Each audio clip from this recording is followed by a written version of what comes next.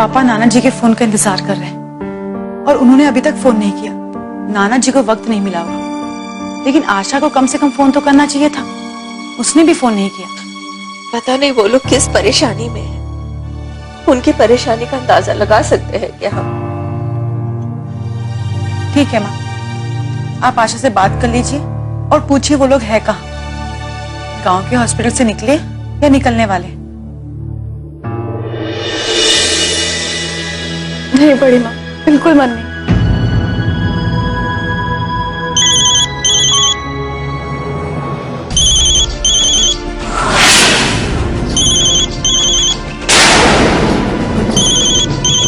किसका फोन है?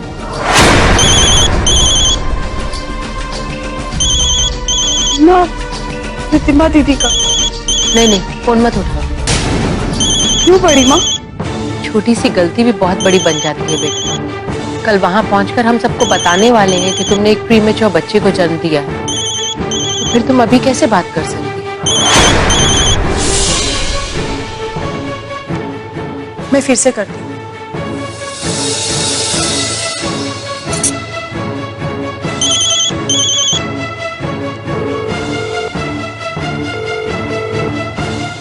लीजिए माँ।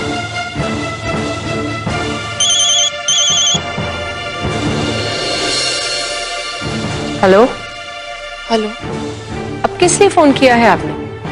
क्या जानने के लिए फोन किया है? आपको मालूम भी है यहाँ क्या चल रहा है?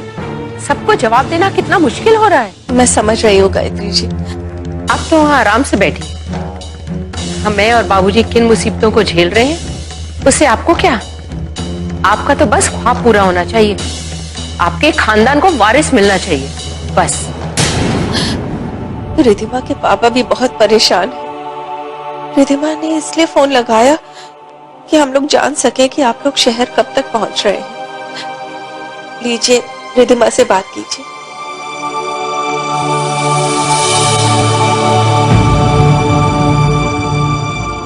क्या हुआ बड़ी माँ? पापा आप लोगों के फोन का इंतजार कर रहे थे। आप लोग वहाँ से निकले या नहीं निकले? और शहर कब तक पहुँचेंगे? और किस हॉस्पिटल में आ रहे हैं? ये तो बाबूजी को ही मालूम होगा। अपने पापा से कहना कि बाबूजी उन्हें फोन करके बता देंगे, ठीक है? ठीक है आंटी, नमस्ते।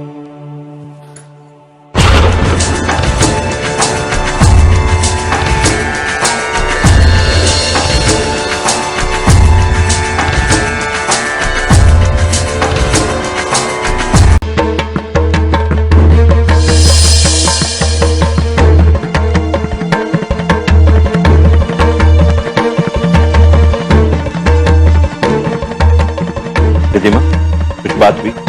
हाँ पापा, मैंने आशा को फोन किया था, लेकिन आशा का फोन गायत्री आंटी के पास है। गायत्री जी के पास? हाँ, हो सकता है आशा पल्लवी के पास हो। क्या कहा उन्होंने? वो लोग वहां से निकले या नहीं? अभी निकले नहीं, निकलने वाले। और अभी तक ये भी नहीं डिसाइड हुआ है कि पल्लवी को किस हॉस्पिटल में लेके जाने वाले हैं। यहाँ हॉस्पिटल में बात किए बगैर ही पल्लवी को लेकर आ रहे हैं क्या? और अगर बात हुई है तो फिर पता होगा ना हॉस्पिटल कौन सा है। गायत्री आंटी ने कहा है कि नाना जी आपको खुद फोन करके बता देंगे। कब बताएंगे दीदी, कब? क्या हम पूरी रात यहाँ बैठकर उनके फोन का इंतजार करते रहेंगे? मजबूरी है बेटा, इंतजार करने के अलावा और कुछ कर भी तो नहीं सकते हम लोग। पापा, ये बात अगर आज शाम को भी पता चल गई होती तो मैं या आप, हम दोनों में से कोई एक गांव पहुंच गया होता। पता लगा होता तब ना।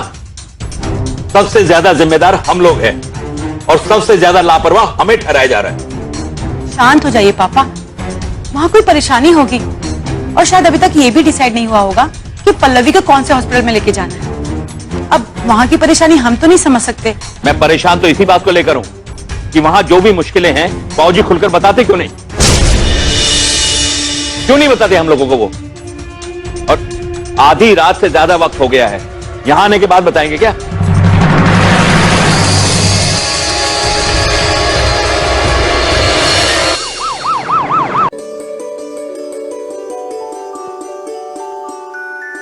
माँ, आपको ये सब करने की क्या जरूरत है? मैं सब कुछ कर लूंगी, आप सिर्फ आराम कीजिए। रिधिमा, तुम क्या क्या करोगी? सुबह से तो किचन में हो। तो क्या हुआ माँ, मैं साफ सफाई भी कर लूँ। आप परेशान मत होइए। रिद्धिमा, आज सुहासिनी को शांत होकर बैठने के लिए कोई नहीं कह सकता। आज आशा हॉस्पिटल से घर आ रही है।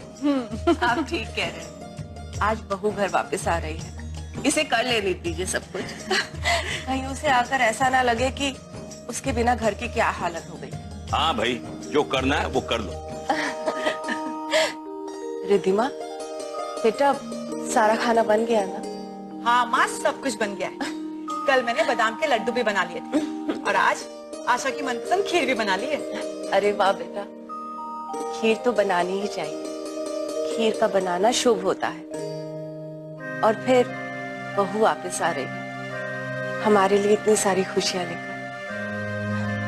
हाँ भाई, पूरा वक्त तो गुजर गया, अब तो खुशी के दिन आए हैं। आप विजय से फोन करके पूछिए ना, कहाँ रह गया। हाँ हाँ, पूछता हूँ। रिद्धिमा, बेटा मैंने मंदिर में आरती की थाली तैयार करके रखी है, ले आओ। ठीक है माँ।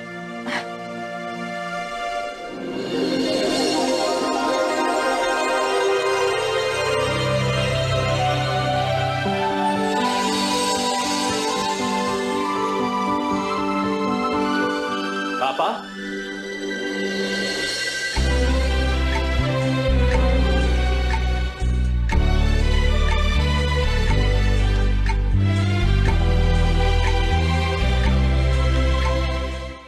ये लो, विजय आशा को लेकर घर भी आ गया।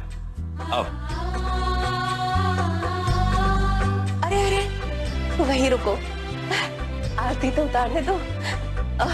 रिद्धिमा, आई माँ, लाओ।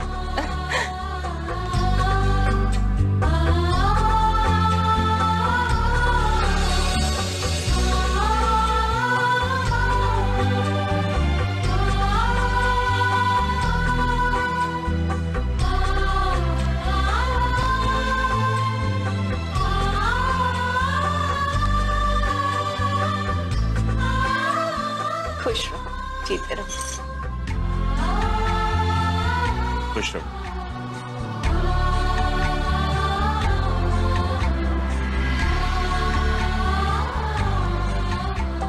कैसी हो दीदी? मैं ठीक हूँ। आओ। जानती हो आशा, रिद्धिमा ने तुम्हारे मनपसंद बादाम के लड्डू और खीर बनाई है। आओ अंदर चलो।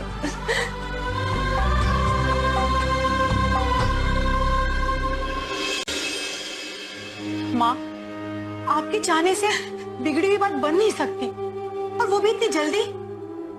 जब वो समझेंगे ही नहीं रिद्धिमा, तो बिगड़ी हुई बात बनेगी कैसे? कोई नहीं समझेगा माँ। सबके दिलों में एक दूसरे के लिए नफरत है, गुस्सा है। आपको वक्त गुजरने का इंतजार करना पड़ेगा।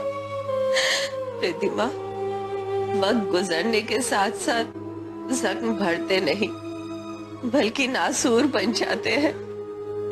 जानती है, जब भी घर में खुशी का मौका आता है, वो भी कभी कभी आता है, तब अपनों की, अपने रिश्तेदारों की कितनी जरूरत पड़ती है।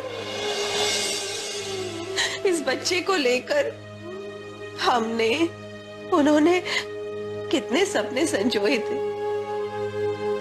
क्या उनको खुशियां मनाने का अधिकार नहीं है?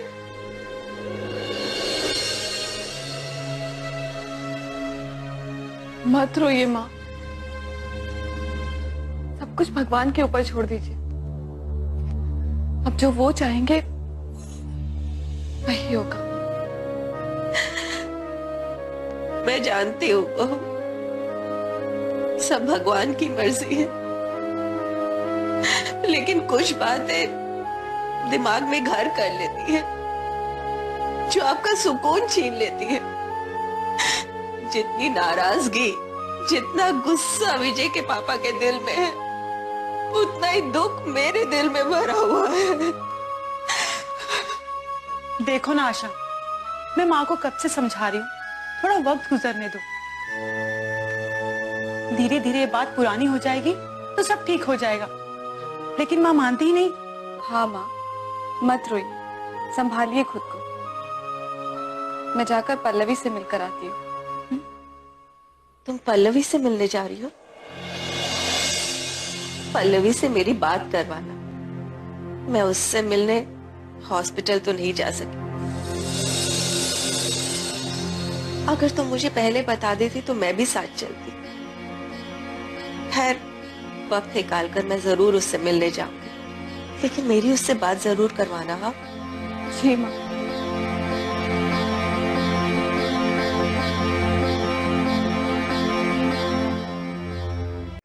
क्या कह रही हो तुम? हाँ पापा, आशा के नाना जी ने विदाई का मुहूर्त भी निकलवा लिया है। वो जल्दी आपको फोन करेंगे। अरे पल्लवी ने तुम्हें बताया नहीं कि कब का मुहूर्त निकला है? माँ, पल्लवी ने तो नहीं बताया, लेकिन मैंने आशा को फोन किया था। उसने बताया कि आज पल्लवी को लड़के वाले देखने आने वाले हैं। ये सचमुच बहुत खुशी की बात है। पल्लवी की माँ मीनाक्षी जी, वो भी तो कितनी परेशान हो रही थी कि पल्लवी की जल्द से जल्द शादी हो जाए। ठीक कहती हो स्वास्थ्य। पल्लवी ने जब विजय से शादी करने से इनकार कर दिया था तो उसकी शादी कहीं ना कहीं तो होनी ही थी। इतना तो है माँ कि पल्लवी सचमुच एक समझदार लड़की है। हाँ, ये पल्लवी की समझदारी है, वरना मीनाक्षी जी तो इतनी आसानी से पीछे हटने वाली नहीं थी।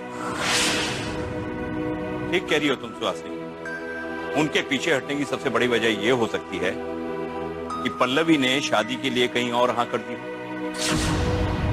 अच्छा कि लड़के वाले आज ही पल्लवी को पसंद करते और जल्द से जल्द शादी तय हो जाए। एक बार पल्लवी की शादी हो जाए तो सबकी चिंताएं मिट जाएंगी।